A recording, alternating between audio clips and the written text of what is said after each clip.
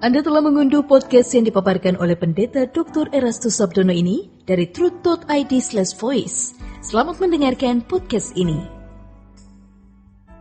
Bapak, Ibu, dan saudara-saudara yang terkasih di dalam Tuhan, Shalom.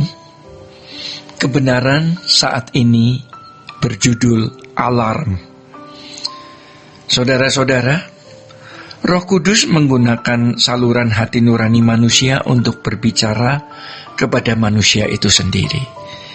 Tentu hal ini terjadi dalam kehidupan orang yang hati nuraninya diisi dengan kebenaran firman Tuhan.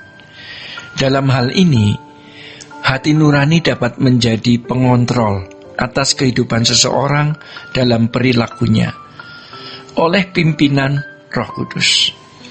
Hati nurani bisa merupakan pikiran dan perasaan roh manusia. Dengan ini, kita mengerti mengapa dikatakan bahwa roh manusia adalah pelita Tuhan yang menyelidiki seluruh lubuk hatinya. Seperti yang tertera di dalam Amsal pasal 29 ayat 27. Hati nurani yang dapat dipercaya adalah hati nurani yang dewasa, sehingga memiliki pikiran dan perasaan Tuhan. Sangatlah mungkin maksud pikiran Kristus di dalam Filipi pasal 2 ayatnya ke-5 sampai ke-7, ya, dalam bahasa Yunani yang disebut dengan phroneo, menunjuk pada pikiran dalam hati nurani atau yang sama dengan cara berpikir atau mindset. Mindset yang cerdas dapat menjadi pengawas yang cerdas pula, yaitu kalau hati nuraninya telah didewasakan oleh kebenaran firman Tuhan. Dalam hal ini, hati nurani bisa menjadi pengawas yang mengancam dengan keras pada waktu seseorang berbuat sesuatu yang bertentangan dengan kehendak Allah. Saudara-saudara yang dikasihi Tuhan, kalau suara hati nurani tidak didengar, ia akan memberi hukuman, yaitu suasana jiwa orang tersebut menjadi tidak sejahtera, merasa kehilangan perasaan damai dan ketenangan. Jadi kalau kita berbuat sesuatu yang membuat sejahtera kita hilang, kita harus mulai mengoreksi diri, ya. Apakah ada tindakan yang kita lakukan yang bertentangan dengan kehendak Tuhan? Kalau kita menyadari kesalahan kita, kita harus segera melakukan pertobatan. Kalau hukuman ini tidak diperlakukan, artinya tidak mau dikoreksi dan tidak mau bertobat, seseorang akan menjadi keras kepala dan tidak bisa diubah lagi. Kadang-kadang, untuk menyadarkan seseorang, Tuhan terpaksa menegur melalui suatu kejadian. Tetapi kalau melalui suatu kejadian masih tidak mau bertobat, maka Tuhan membiarkannya. Oleh sebab itu, sekecil apapun perasaan tidak sejahtera di dalam diri kita, harus menjadi semacam alarm untuk mengingatkan kita kalau ada sesuatu yang salah yang kita lakukan yang mendukakan hati Allah. Respon kita yang sungguh-sungguh dalam hal ini akan membuat kita menjadi semakin peka terhadap kesucian dan ketidaksucian. Saudara-saudara yang dikasihi Tuhan, melalui kurban Tuhan Yesus Kristus, kematian hati nurani manusia yang mengakibatkan manusia tidak mampu mencapai kesucian Tuhan bisa dibangkitkan atau dipulihkan. Inilah sesungguhnya maksud dan tujuan keselamatan diberikan. Dengan kuasa atau exousia itu yang diberikan kepada mereka yang menerima Yesus. Mereka dimungkinkan memiliki hati nurani ilahi, artinya sanggup bertindak seperti Allah bertindak. Jika seseorang berhasil mencapainya, orang tersebut barulah pantas disebut sebagai anak-anak Allah. Semua ini bisa terjadi oleh karena anugerah keselamatan dalam Tuhan Yesus Kristus. Apa yang tidak bisa dilakukan manusia telah dikerjakan oleh Tuhan Yesus Kristus, sehingga Ia menjadi pokok keselamatan kita.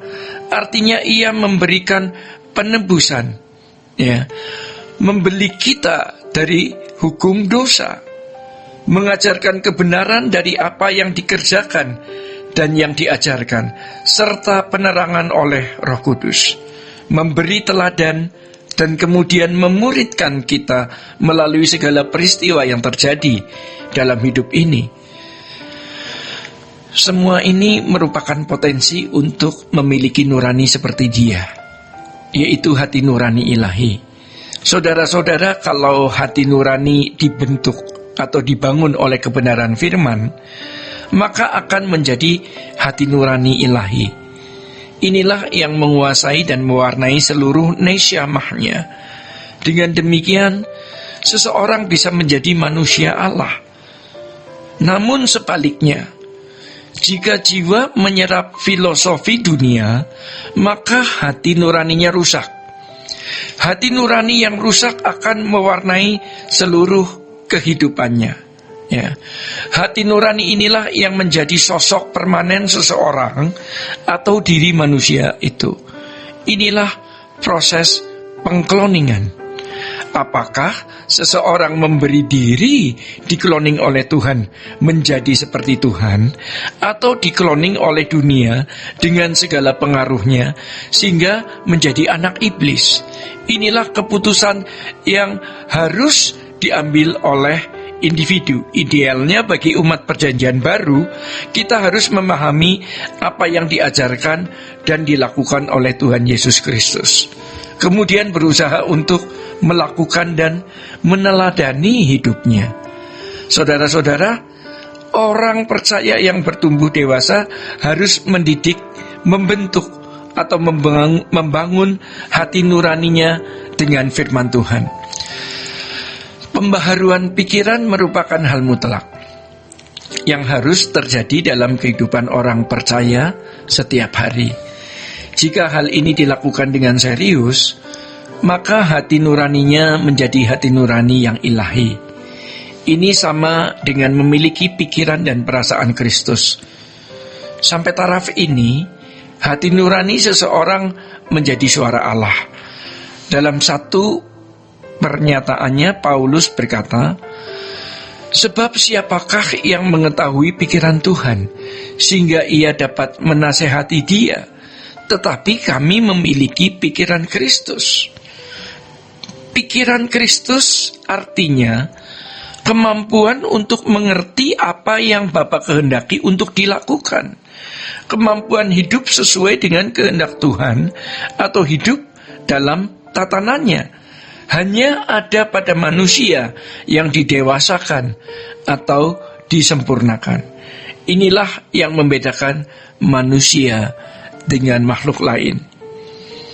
Demikian kebenaran saat ini.